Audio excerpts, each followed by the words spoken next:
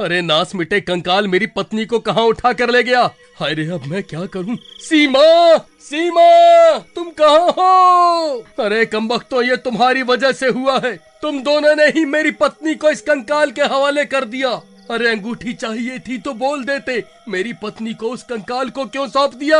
गोपी भाई, मुझे माफ कर दो। मैं तो तुम्हारे घर आया था वह कंकाल की अंगूठी मांगने, लेकिन तुमने और तुम्हारी पत्नी ने मुझे धक्के मारकर घर से निकाल दिया था। अगर मैं उस कंकाल को उसकी अंगूठी वापस नहीं करता तो वह मुझे मार डालता। मेरे पास कोई रास्ता नहीं था। मुझे क्या पता था वह नास मिटा कंकाल तुम्हारी बीवी को ही उठाकर ले जाएगा। देख राजू, अगर मेरी पत्नी मुझे वापस नहीं मिली तो मैं तेरी पत्नी को भी इस कुएं में फेंक दूंगा।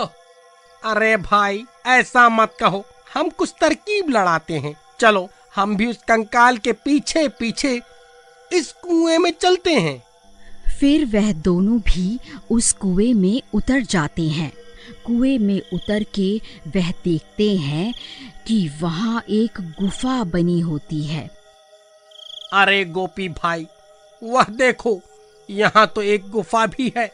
मुझे लगता है वह कंकाल भाभी को इसी गुफा में लेकर गया है। चलो, इसके अंदर चलते हैं। फिर वह दोनों उस गुफा में घुस जाते हैं।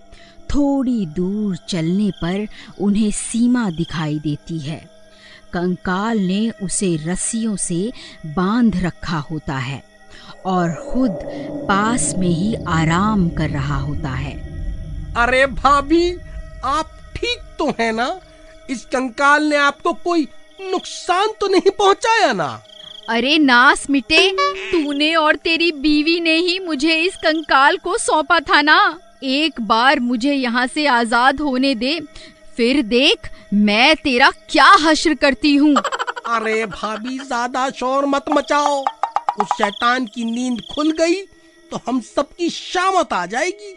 फिर गोपी सीमा को आजाद करवाता है और वह तीनों चुपके से कुएं से बाहर निकल जाते हैं और वापस अपने गांव की तरफ भाग जाते हैं। फिर उनके वहां से जाते ही उस कंकाल की नींद खुल जाती है और सीमा को वहां ना पाकर वह बहुत गुस्से में आ जाता है। इंसानों, तुम्हारी इतनी हिम्मत! वह मेरी अमानत है, मैं उसे वापस पाकर ही रहूंगा। फिर वह कंकाल भी गुस्से में उस कुएं से बाहर निकल आता है और गांव की तरफ चल देता है। फिर गांव पहुंचकर वह अपनी अंगूठी की तलाश करनी शुरू कर देता है। सब गांव वाले उस कंकाल को गांव में देखकर चौंक जाते हैं। अरे मर गए रे! अब ये हड्डियों का ढांचा कहाँ से आ गया? हे भगवान, ये सब क्या हो रहा है? अब ये नई मुसीबत कहाँ से आ गई? अरे भागो रे! अरे भागो, भागो रे, भागो! ऐ मूर्ख इंसानों, मुझे मेरी अमानत वापस कर दो, नहीं तो मैं किसी को नहीं छोड़ूंगा।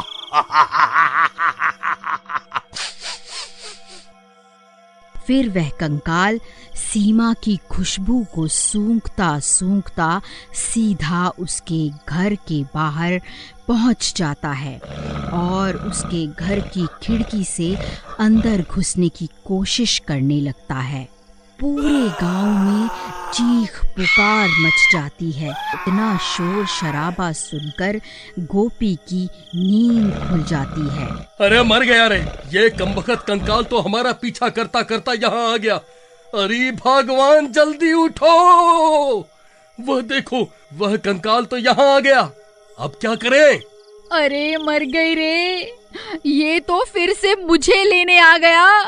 अजी मुझे बचा लो, मुझे इसके साथ नहीं जाना।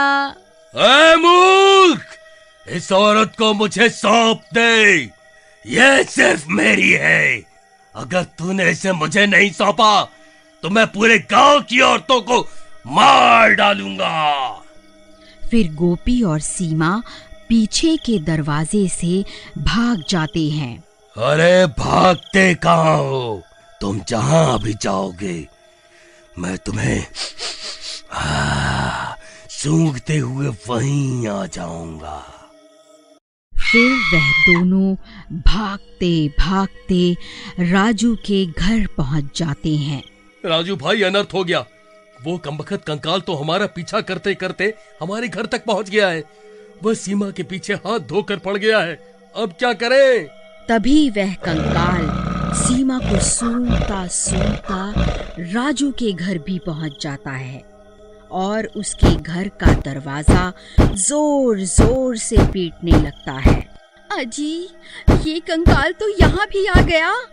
अजी, ये सब सीमा भाभी की वजह से हो रहा है। वह सीमा के लिए ही यहाँ आया है। मैं तो कहती हूँ इसे उस कंकाल को सौंप दो, तभी हमारी जान बचेगी। अरे भाइयों, वह देखो, वह कंकाल तो राजू का दरवाजा तोड़ रहा है। चलो, हमें इनकी मदद करनी होगी, नहीं तो वह उन्हें मार देगा। फिर कुछ गांव वाले हाथों में मशाल लेकर उस कंकाल को मारने के लिए दौड़ पड़ते हैं और वहां पहुंचकर उस कंकाल को आग के हवाले कर देते हैं।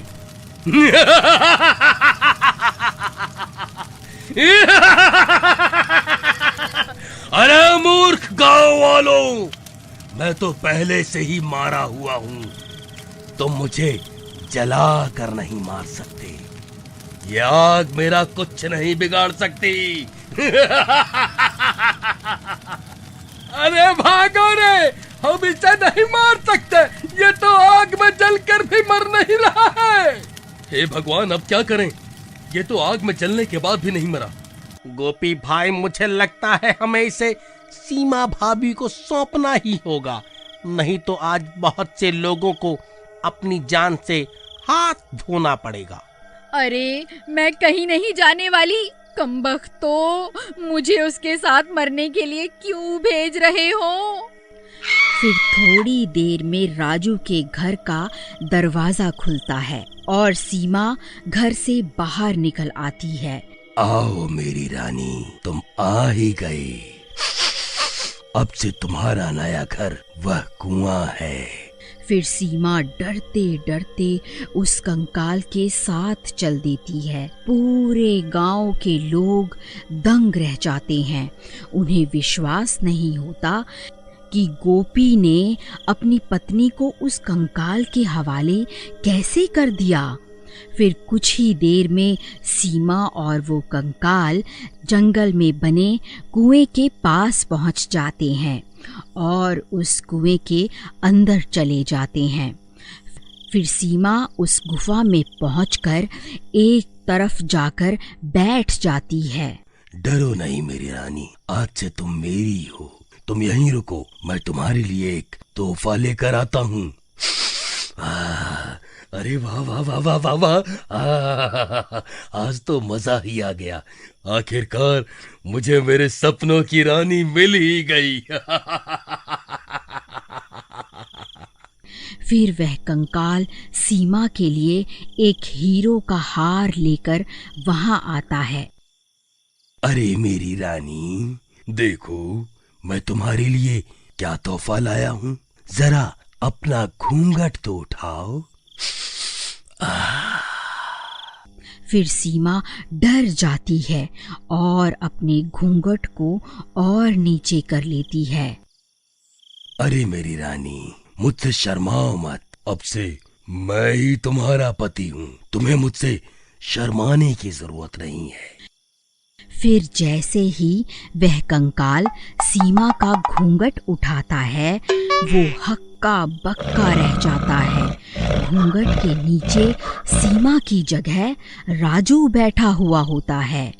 ऐ नास मिटे, तू यहाँ कहाँ से आ गया? मैं तो तुझे अपने सपनों की रानी समझ रहा था। तू कमबख्त तो राजा निकला। तूने मेरे साथ धोखाधड़ी करके अच्छा नहीं किया। अब मैं तुझे नहीं छोड़ूंगा। अरे मर गया रे, अब ये कंकाल मुझे नहीं छोड़ेगा। अब क्या करूं? अगर आप इसका अगला भाग देखना चाहते हैं तो कमेंट में जरूर बताएं।